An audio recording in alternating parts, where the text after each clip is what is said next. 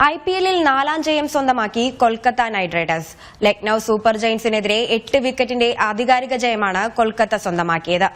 അർദ്ധ സെഞ്ചുറി പ്രകടനവുമായി തകർത്ത ഫിൽ സാൾട്ടാണ് കളിയിലെ താരം.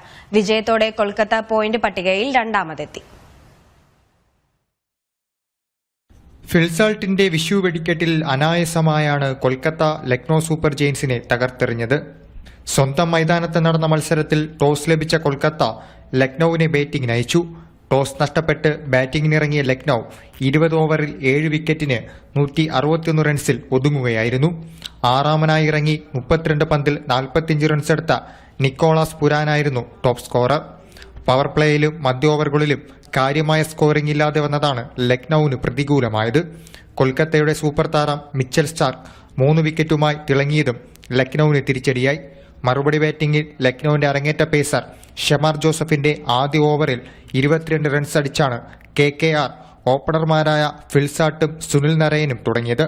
പിന്നീട് സുനിൽ നരയനെ നഷ്ടമായെങ്കിലും ഫിൽസാട്ടിന്റെ വെടിക്കെട്ട്, അർദ്ധ സെഞ്ചുറി പ്രകടനവും ക്യാപ്റ്റൻ ശ്രേയസ് അയ്യരുടെ മികച്ച ബാറ്റിംഗും കൊൽക്കത്തയെ വിജയത്തിലെത്തിച്ചു. വിജയത്തോടെ കൊൽക്കത്ത പോയിന്റ് പട്ടികയിൽ ഒന്നാമതെത്തി. 6 മത്സരങ്ങളിൽ നിന്ന് 3 വിജയവും 3 പരാജയവുമുള്ള ലക്നൌ പട്ടികയിൽ 5ാം സ്ഥാനത്താണ്. സ്പോർട്സ് ഡെസ്ക്, ജനം.